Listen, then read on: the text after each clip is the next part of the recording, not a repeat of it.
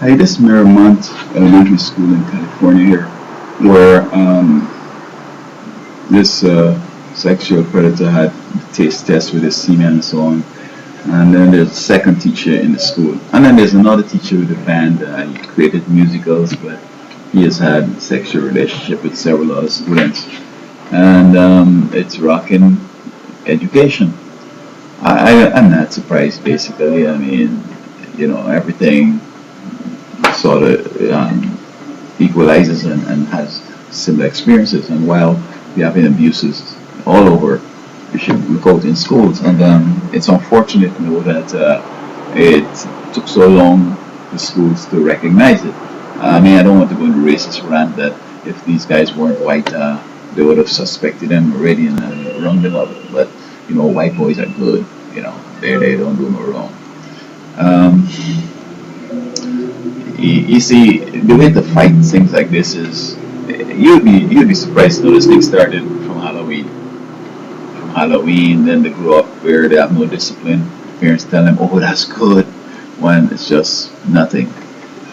You can't tell them, you can't embarrass them as a warrior. You have to encourage them. You have to show them that it's good and everything else. And that's not the real world. The real world is that a lot of things you do ain't right, and you need to be told it ain't right. And you should be able to, pick up the pieces and do it over and move on.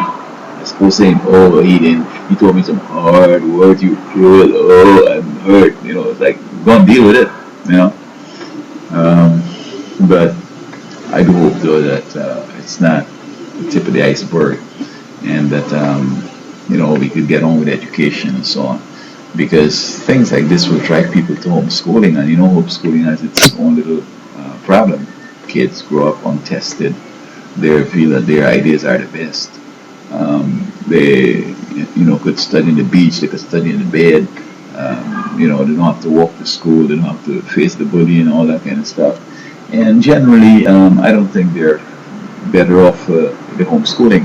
They might have exemplary grades, wonderful, recommendations, and they may even have schools with people of the same church and beliefs and same community and so on. And that's not the real world, because in that public school you have people that are poor, others that are rich, different races from different parts of the world and so on, and that makes your experience great. I would have never exchanged my experience in schools for a homeschool experience.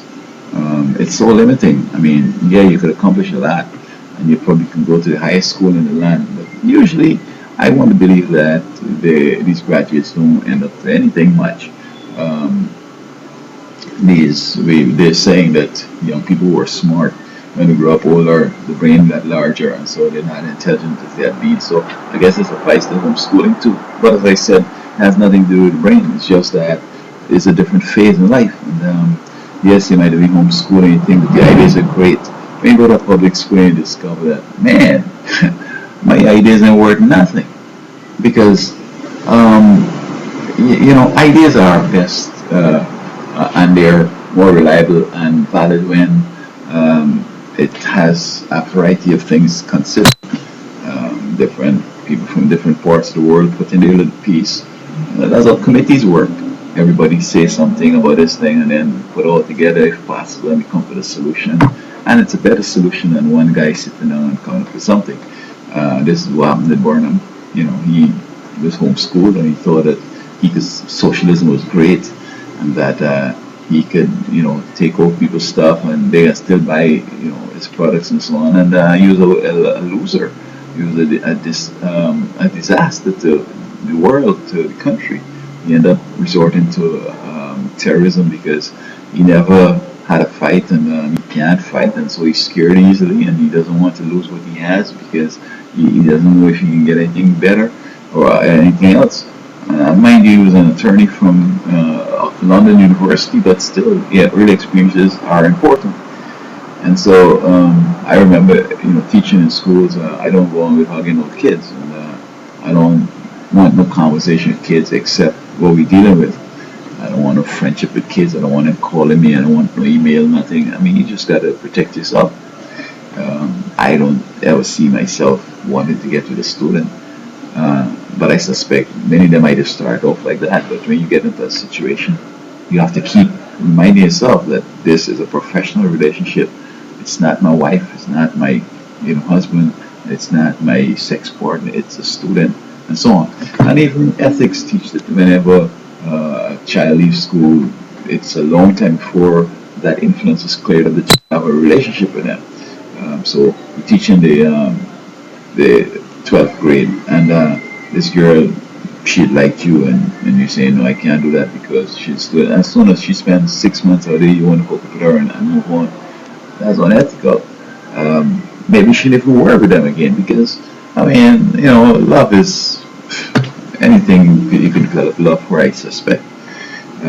What is our ideal partner? I mean, people know each other from they were born, same hospital, same day, they get to know each other, they know everything with each other, they get married and it doesn't work. You just meet somebody, love at first sight, it works. Some, they knew everything but them, they grew up together and they're happy together. So, you know what I mean? Why do yourself that? Why destroy the kids? And so there's no excuse. And especially the semen testing thing. That's a sick mind. And how does a person who might have been normal ends up this way? Well, it's a long story, but we can go there today. However, I just hope though that people that are going into teaching would resolve that they will not harm anybody because not everybody recovers from incidents like this. I mean, with me, I was at college, I was grown, of course. People robbed me at gunpoint several times, and it didn't matter. I had to go to work because I had a family, I had education to finance, and I suspect it might affect me some way, but not adversely that I can become a vegetable or a recluse or something like that. So, but many people that would happen, and so you don't want to be an instrument of destroying somebody's life like that. So it's a shame on these teachers who are taking advantage of these young children.